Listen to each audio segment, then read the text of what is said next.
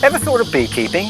You can't cuddle them, take them out for a walk, and they sting like crazy. So why on earth would you want to, you may be thinking? Well, bees are fabulous little workers that basically look after themselves, pollinating most of the flowering plants around you. In fact, there are many plants that can only be pollinated this way. Now in retirement, there's a chance to take bees seriously. It's pretty simple to set up a hive or two in your own backyard. Or better still, join a bee club, and there are many of those throughout Australia. These amazing little insects will become an enjoyable and fascinating part of your life, while providing copious amounts of honey. What a buzz! To produce honey, we have one species mainly, the European honeybee, called Apis mellifera, so that you've seen in the video. Right. But native bee, there's 11 native social bee that produce a little bit of honey, and they are tiny like those. They're in the apiary as well. Are there any health concerns, such as allergic reactions to stings? It's tricky, and people develop allergy, we don't know why, but the rate of death by anaphylactic reaction to bee sting is still extremely low, and I think people develop a fear, not very rationalized regarding the statistics. And if you've got a bee hive up and running in your home, in the backyard, and you want to go away on holiday, is it okay to leave them for a couple of weeks? Yeah. So bees in the peak season summer need to be visited usually around every month only, so you can go for a month, you can even go 2 months. In winter you can leave them 4 months, depends where you are in Australia. But they're like a really easy pet. Okay, great. So Gillian, how long have you been looking after bees? We got our first swarm in about September, and then it flew away after a couple of days, didn't like us, so we went out the next day and got another one. How do you get a swarm? Well, the word goes around the club, there's a swarm, and so you go down to somebody's house and it's up in a tree, and you take a bucket and you climb up on a ladder. Wow. And they're very passive. They're just all gathering around the queen. So long as you get the queen into the bucket, all the bees will follow her. Is that right? Yep, okay. and then you just take the bucket and pour it into your hive, and you've got a populated hive. It's amazing. I'm here today to learn more, because this is a club where there's huge exchange of ideas, and, and what do you do when this happens? There's a huge kind of craft knowledge to learn in beekeeping. Is there a sort of social aspect to sure. Sure. I mean, we meet people here, and I get the phone number of someone, and I say, we're about to open our hive, do you want to come over? And they pop over, and it's lovely. But you haven't had time to build up a relationship with the bees? Oh yes, very much so, because we suit up every couple of weeks and go down there and smoke away. So there is a sort of pet aspect. For sure. You feel very protective of your bees. Lovely. So what attracted you to beekeeping in the first place? It's been on my to-do list for about 30 years. I'm now approaching retirement. Fantastic. And you're going to carry on doing this? I'm going to carry on doing this. I'm going to keep working part-time, but I want to do bees. Good. As a sort of semi-amateur. So you'd recommend beekeeping for any retiree?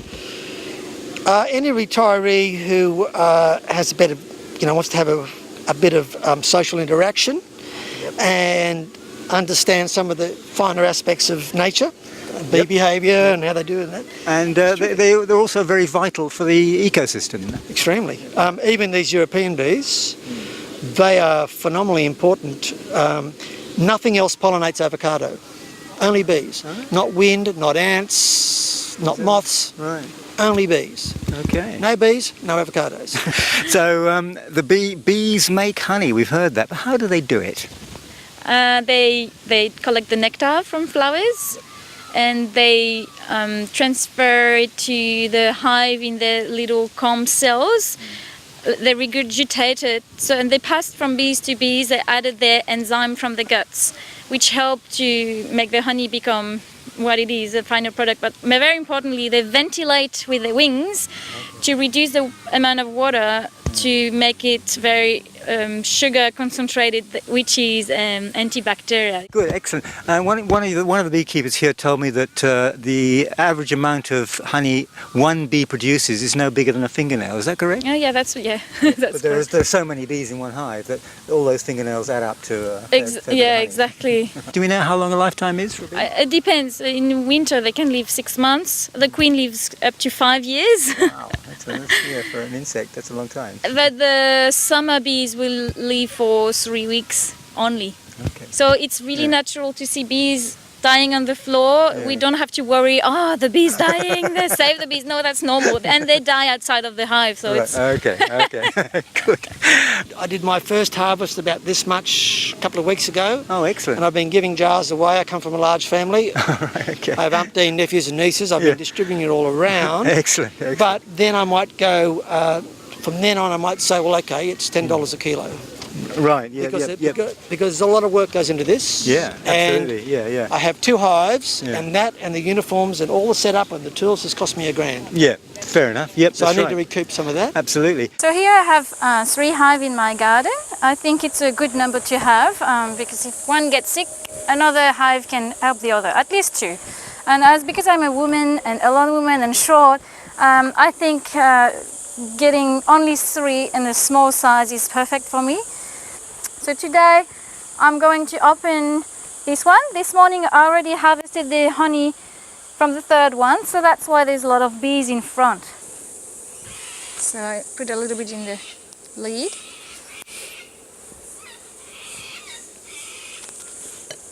And the most important rule of thumb is to be very, very, very slow. Because bees detect movement, then if you move fast, that's when they will see you and detect where to sting. And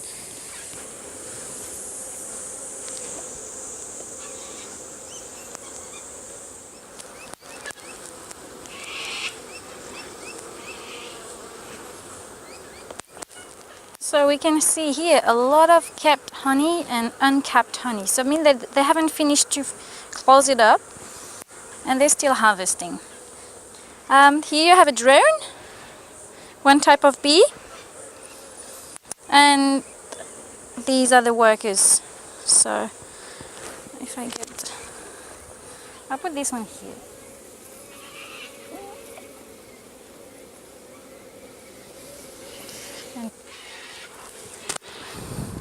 So this is a perfect honey frame to harvest because it's completely closed, capped, and I mean there's a little bit uncapped on the side, but it's less than a third. That means that I can harvest it. So I'll brush the bees and put the frame beside to harvest it.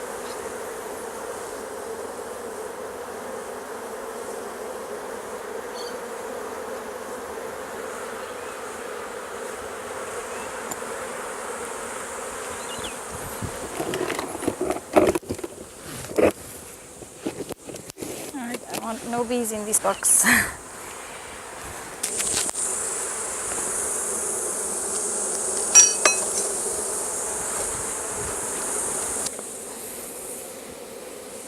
So this box is a brood box and contains all the eggs and brood, so the baby bees and the queen. So I'll take one frame out and we'll check what's on it.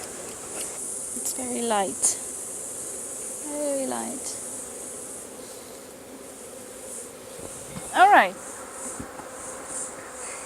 I have everything that I want to see. The capped cells contain pupae of bees that will emerge as baby bees. The one that are non-capped contains either nothing, either an egg, which is really tiny, like a rice grain, or bigger larvae, white larvae. For the queen, when they breed a queen and they need a queen because either they lost them or either they are too numerous and they don't have any more space, they create a queen cell that I don't have any example on this frame, which is elongated, and when it's open they feed the queen, the egg and the larvae, which will be exactly the same egg laid in a normal cell, with only royal jelly, and that's how the egg become a queen. only the diet. The genetic is exactly the same at the beginning. So that's the brood and the brood box. So when you bring back your frames in your kitchen, you need to harvest the honey. So you want a knife, you have a special knife for beekeeping. I just use a normal knife, and it just has to be long. So the idea is to remove as little as you can from the top, like this.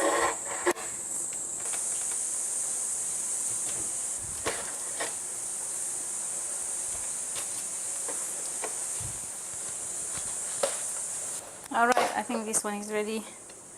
Just open the one that I've been... So once you've done the two sides, you can place it in your extractor.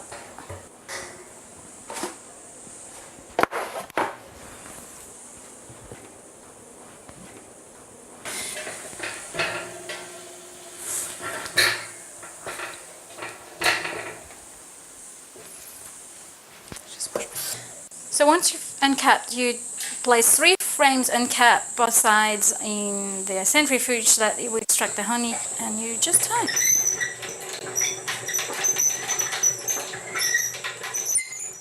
That's the thing about species and ecosystems. The smaller they are, the more important they are. And that's especially true with bees, isn't it? It's funny, I guess it's not just the honey, but bees do engender a real sort of passionate care for the things. You're so amazed by this wonderful organisation with the queen bee, the drone bees, and also in town, on the tops of houses and blocks of flats, and apparently a hotel in the city, they find their way to the Hyde Park and all the way back with absolutely no problem at all. So if you, as am I, are amazed by these creatures, why don't you join your local bee club? There's one in every town in Australia.